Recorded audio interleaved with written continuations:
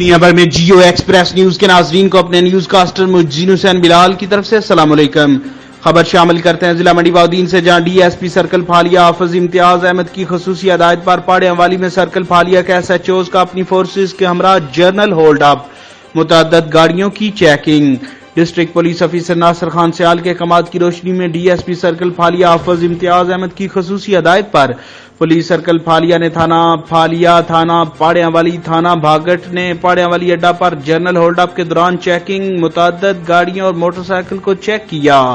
اور بیشتر مشکوک افراد کو حراست میں لے لیا۔ جرنل ہولڈ اپ کے موقع پر S H O Phalia Sajid Ali Bhatti, S H O Parian Wali Muhammad Akram Hajan, S H O Bagat elite force اور ٹریفک وارڈن بھی موجود تھے۔